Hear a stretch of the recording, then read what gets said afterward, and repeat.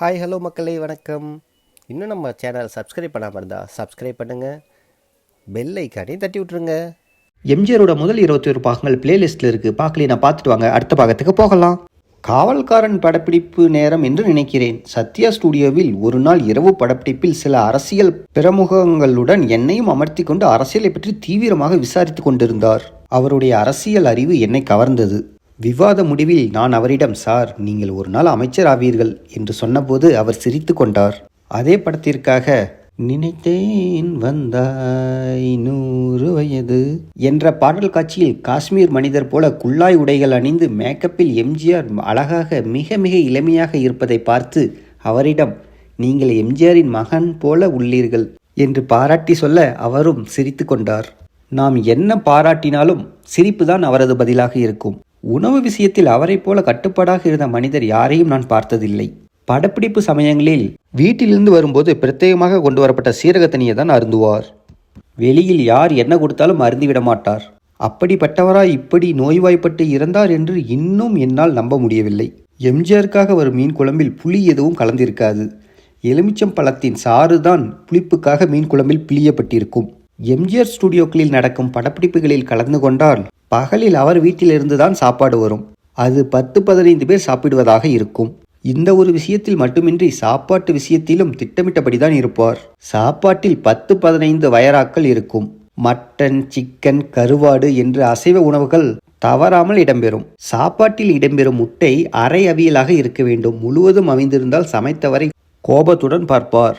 அவர் mutton வகைகளை சுவைத்து கடித்து சாப்பிடுகையில் எனக்கெல்லாம் பொறாமையாக இருக்கும். அவரை போல் என்னால் சாப்பிட முடியவில்லையே என்று. நடிகர் அசோகன் எம்ஜிஆருடன் நடித்து கொண்டிருந்தாலும் அல்லது வேறு படங்களில் நடித்து கொண்டிருந்தாலும் சரி, தவறாமல் மதிய உணவு நேரத்தில் எம்ஜிஆருடன் சாப்பிட வந்து விடுவார். நான் ஒரு முறை அசோகன் வருவதை பார்த்து, திருக்கழுக்குன்றம் கழுகு வருது சார் என்றதும் எம்ஜிஆர் அடக்க முடியாமல் சிரித்து விட்டார். படப்பிடிப்பு இடைவெளி நேரங்களில் எம்ஜிஆர் பால் அல்லது சீரக தண்ணியை தான் அருந்துவார். சில சமயங்களில் கேரட்டிலிருந்து ஜூஸ் எடுத்து சாப்பிடுவார். நான் ஒரு முறை அவரிடம், ட்ரை ஜிஞ்சர் சோடா சாப்பிடுங்கள், அஜீரணம், உடல் வலி இருக்காது என்று யோசனை தெரிவித்த பின் தொடர்ந்து அதை அருந்த ஆரம்பித்தார். படப்பிடிப்பு நாட்களில் மாலை நேரங்களில் பலமுறை டிரைவின் உட்லண்டிலிருந்து பக்கோடா போன்ற கார வகைகளை தருவித்து சாப்பிட்டிருக்கிறார். எம்ஜிஆர் மற்றபடி படப்பிடிப்புகளின் இடைவேளைகளில் நொறுக்குத்தீனி தின்னும் சமாச்சாரமெல்லாம் அவரிடம் கிடையாது. ஒருமுறை ஒகேனக்கல்லில் அடிமை பெண் படப்பிடிப்பின் போது புத்தூர் நடராஜனை கூப்பிட்டு 1 மணி நேரத்துக்குள் 500 மசால் வடை வரவழைத்து தரும்படி சொன்னார். அது எம்ஜிஆர் கொடுத்த ஆர்டரோ என்னவோ. அதிசயமாய் 1 மணி நேரத்துக்குள்ளாவே 500 மசால் வடைகளை தருவித்து விட்டார் நடராஜன். சாப்பாடு விஷயத்துல எம்ஜிஆர் ஒரு பயங்கர செலவாளி. நடித்து கொண்டிருக்கும் போதே பிறருக்கு தெரியாதபடி செட்டில் என்னென்ன நடக்கிறது என்பதை கவனித்து கொண்டே இருப்பார். அதனால் அவர் படப்பிடிப்பு நடக்கும் சமயங்களில் அனாவசியமாக வேடிக்கை பார்க்க யாரையும் அனுமதிக்க மாட்டார். அப்படி ஒரு கட்டுப்பாடு அவரிடமும் அவரை சுற்றி உள்ளவர்களிடமும் இருக்கும். இன்று திரையுலகம் மக்களிடையே மதிப்பிழந்து வருவதற்கு காரணம் படப்பிடிப்பை கண்ட கண்ட இடங்களில் நடத்தி எல்லோருக்கும் சாதாரணமாக நினைக்கும்படி செய்வதால்தான். மக்களிடையே சினிமாவுக்கென்று ஒரு தனி மதிப்பை ஏற்படுத்தியவர் எம்ஜிஆர் ஒருவர்தான். அதனால்தான் அவரது இமேஜ் கெடாமல் அப்படியே இருக்கிறது. சொந்த படத்துக்கு எம்ஜிஆரை போல் செலவு செய்து யாரையும் நான் பார்த்ததில்லை. வெள்ளை யானை வேண்டுமென்றால் கூட கொண்டு வந்து நிறுத்துவார். படம் நன்றாக வர வேண்டும் என்ற ஆர்வம் அவருக்கு நிறைய உண்டு. ஸ்டண்ட் காட்சிகள் எல்லாம் தானே கேமரா கோணம் அமைத்து தானே சொல்லிக் கொடுப்பார்.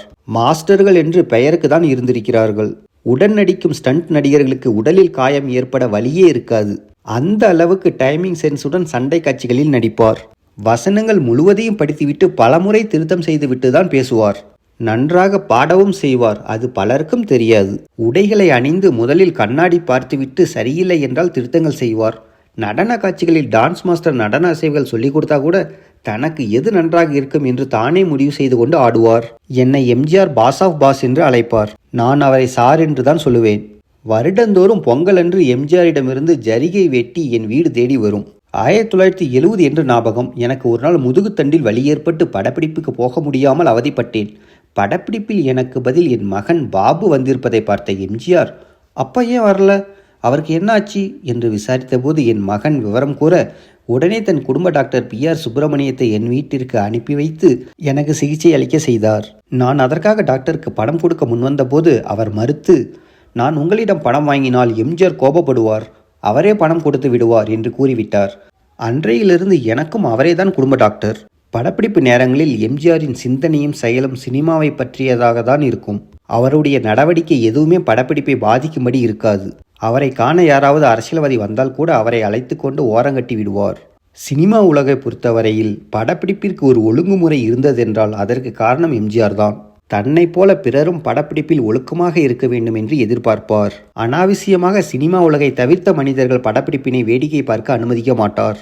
எந்த ஒரு சந்தர்ப்பத்திலும் சரி தனது சினிமா இமேஜை கீழறுக்கிக் கொள்ள அவர் இடம் கொடுத்ததே இல்லை. அனாவசிய அரட்டைகள் எல்லாம் அவரது படப்பிடிப்பில் காண முடியாது. படப்பிடிப்பில் எம்ஜிஆர் போல் சுறுசுறுப்பாக இருந்த வேறு யாரையும் நான் பார்த்ததில்லை. 24 மணி நேரம் தொடர்ந்தார் போல் படப்பிடிப்பு இருந்தால் கூட அவரிடம் சோர்வே காண முடியாது. எம்ஜிஆரிடம் தைரியமாக பேசக்கூடியவர் சாண்டோ சின்னப்பா தேவர் ஒருவர்தான். மற்றவர்கள் எம்ஜிஆர் அருகில் செல்ல கூட பயப்படுவார்கள். அடுத்த எபிசோட் நாளைக்கு பார்ப்போம்.